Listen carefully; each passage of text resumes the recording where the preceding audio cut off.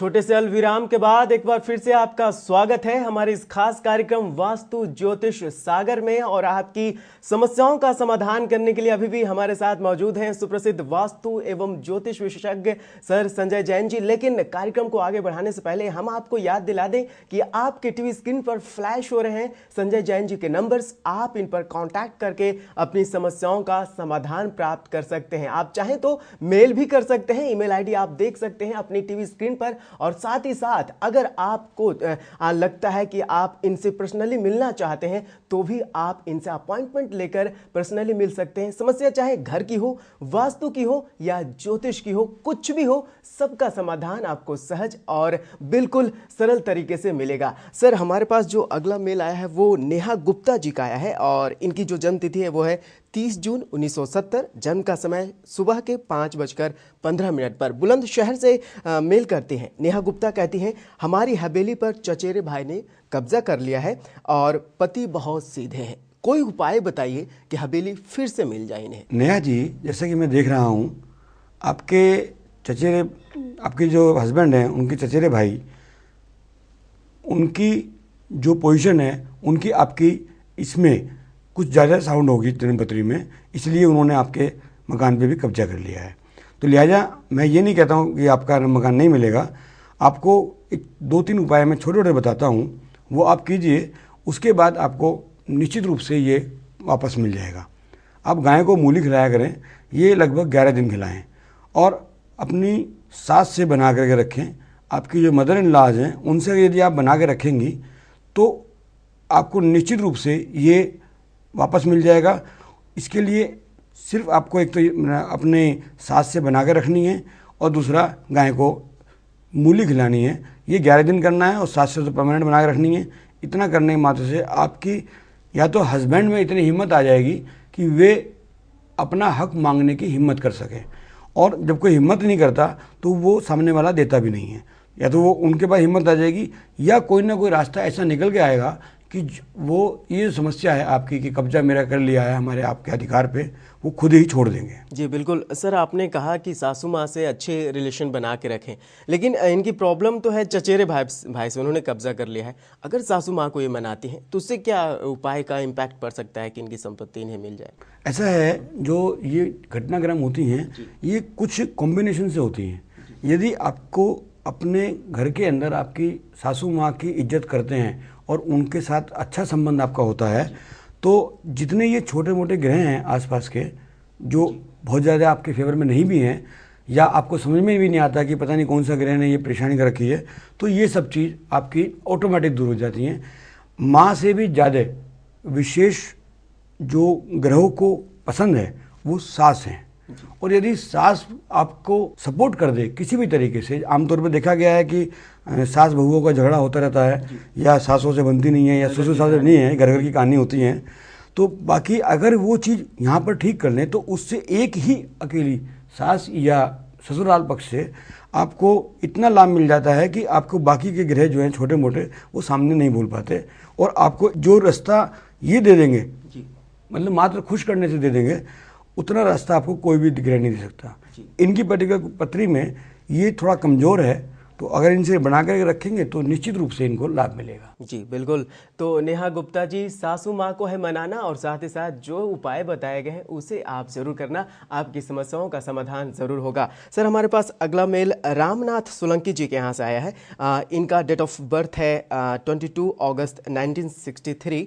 जन्म का समय है सुबह के 8:10। नागपुर से मेल करते हैं। कहते हैं कि घर में झगड़ा बहुत है, अशांति बनी रहती है, हमेशा कलह रहता है, क्या करें? कोई उपाय बताएं कि घर में शांति बनी रहे। रामनाथ जी, जैसा कि मैं देख रहा हूँ आपके यहाँ पर, आपके घर पर कोई ना कोई वास्तु दोष मुझे लग रहा है कि हो सकता है कि हो। वो तो आप बाद में किसी को विद्वान को बुला के चेक करा सकते हैं, परंतु आपको एक छोटा सा उपाय बता दूं कि नमक के पानी में नमक डाल करके उससे घर में पोछा लगवाएं। तो इससे इतना करने के मात्र से आपको ये जो समस्या है, मुझे लग रहा है कुछ ऊपर से, जैसे कहते हैं ना कि ऊपरी का तो कुछ नहीं होता, बाकी कुछ नज़र टाइप की, या तो बहुत समृद्धि आपकी रही हो या बहुत अच्छी तरक्की कर रहे हो, उसमें नज़र टाइप की लग गई है, वो आप करेंगे। इतना करने के बाद आपको निश्चित रूप से ये अशांति जो है वो शांति में परिवर्तित हो जाएगी। तो रामनाथ सोलंकी जी, उम्मीद करते हैं आपको आपकी समस्याओं का समाधान मिल गया होगा। सर, अगला मेल हमारे पास अनुराधा जैन जी के यहाँ से आया है। इनकी जन्म तिथि है 13 जून 1962। जन्म का समय सुबह के 6:05 पर। ये मुरादाबाद से मेल करती हैं। कहती हैं, मेरे पति की मृत्यु हो चुके हैं।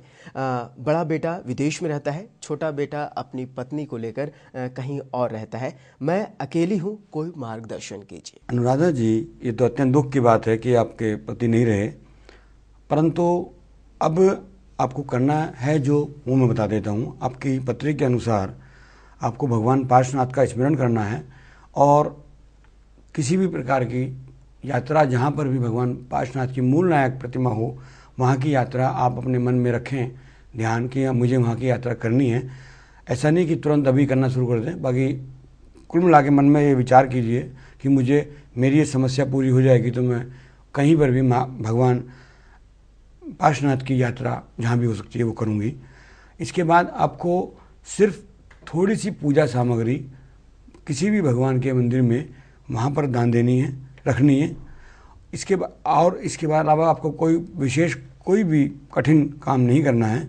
आपके बेटे या तो आपको अपने पास बुला लेंगे या वे स्वयं वहाँ से आपके पास आ जाएंगे। इतना करने मात्र से आपको ये जो आपकी समस्या है कि बच्चों की कि बेटा एक विदेश में चला गया, एक आपके पास यहाँ रहता नहीं है, ये समस्या हल हो जाएगी। तो अनुराधा जी, आपको बस पार्श्वनाथ भगवान का स्मरण करना है, आपकी समस्याओं का समाधान हो जाएगा। सर, हमारे पास अगला मेल पंकज गोयल जी के यहाँ से आया है।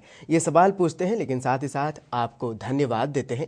कहते हैं कि आप जो समस्याओं का समाधान बताते हैं वो ग्रहों की स्थिति और उसके कार्यों को बिना बताए एक सटीक सा सरल सा उपाय बताते हैं जो इनके लिए बहुत फायदेमंद होता है और बिल्कुल अलग है अन्य लोगों से। ये सवाल पूछते हैं कि मेरे अपने सीनियर से हमेशा बिगड़ जाती है, कोई उपाय बताइए। पंकज जी, सबसे पहले आपको मैं धन्यवाद देना चाहूँगा, आपको ये प्रोग्राम पसंद आता है। दूसरी चीज़ ये है कि आपने जो बोला है कि अपने सीनियर से आपकी बिगड़ जाती है, बहुत अच्छा रिलेशन नहीं रहते हैं, उसके लिए एक बहुत सिंपल सा बहुत छोटा सा उपाय आज फिर मैं आपको बताऊँगा। जैसे आपने बताया कि बहुत सिंपल सा उपाय बताते हैं हम लोग। भगवान सूर्य के आप दर्शन कीजिए, सुबह सुबह उनको प्रणाम कीजिए और रविवार के दिन कोई भी मीठा आप किसी भी मंदिर में चढ़ा दीजिए।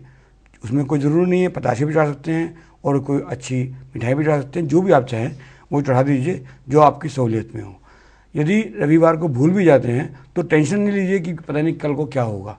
ये सिर्फ ये हमारे यहाँ हमने देखा गया है कि केवल भावना अगर आपकी है तो उतने मात्र से भी आपका ग्रह का प्रभाव अच्छा या बुरा आ जाता है। अगर आपकी अच्छी भावना है तो उससे भी आपको लाभ मिलेगा।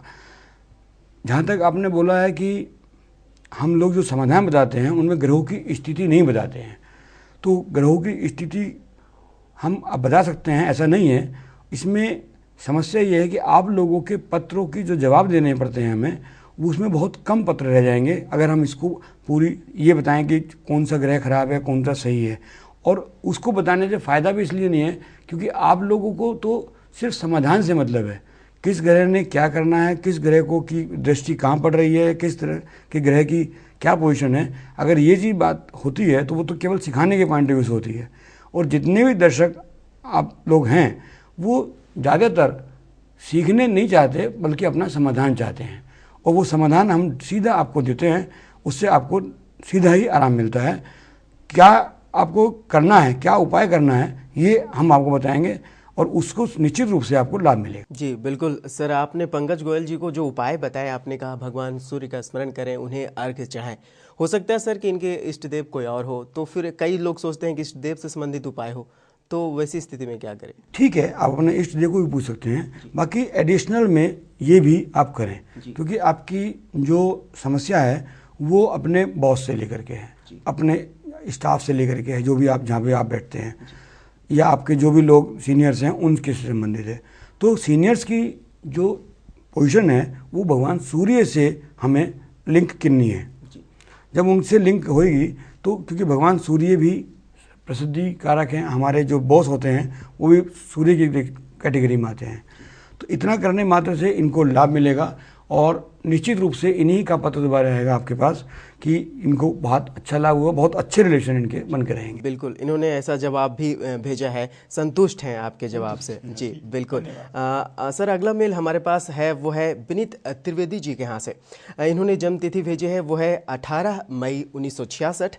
पटना से मेल करते हैं। जन्म का समय है शाम के 8 बजे। कहते हैं, मुझे हर कार्य में घाटा होता है, कई बार कई व्यापार बदल चुके हैं और अब इस समय ये पन्नी सप्लाई का कार्य करना चाह रहे हैं, लेकिन शुरू भी कर दिया इन्होंने, लेकिन वो भी कम चल रहा है। कोई उपाय बताइए। विनीत जी, जैसे कि मैं देख रहा हूँ, आपको बहुत सिंपल सा, बहुत छोटा सा उपाय बताता हूँ। आपके घर में हर महीने में एक बार कोशिश करें कि घर की अच्छी तरह सफाई हो, कूड़ा वूड़ा ना हो ज़्यादा घर में पड़ा हुआ। जो चीज़ यूज़ नहीं आ रही हैं घर में, या पिछले 4-5 साल से उसका कोई प्रयोग भी नहीं हुआ है, तो वो चीज़ को आप डिस्ट्रॉय कर दीजिए या बाहर फेंक दीजिए या बाहर बेच दीजिए। इतना करने से आपके जो घर में या आपकी जो कार्य में परेशानियां आ रही हैं वो ठीक हो जाएंगी, और जो पन्नी का कार्य है ये आपका सही चलता रहेगा। 7 दिन लगातार बादाम मंदिर में आप चढ़ाएं, और बूंदी का प्रसाद कभी कभी जब भी आपका इच्छा हो या जबकि आप पे समय हो, हनुमान जी के मंदिर में चढ़ाएं। इतना करने मात्र से आपका प्रॉफिट शुरू हो जाएगा, और घाटे की अब आगे कोई संभावना नहीं है, यदि आपने ये छोटा मोटा जो मैंने उपाय बताए हैं ये करते हैं। जी बिल्कुल सर, बहुत अच्छा उपाय आपने बताया विनीत त्रिवेदी जी को। विनीत त्रिवेदी जी, आपको भगवान श्री हनुमान को बूंदी के लड्डू चढ़ाने हैं, और साथ ही साथ जो उपाय बताए गए हैं उसका पालन कीजिए, समस्याओं का समाधान जरूर होगा। लेकिन यहाँ पर रुकेंगे एक छोटे से ब्रेक के लिए। आप देखते रहिए कलश टीवी।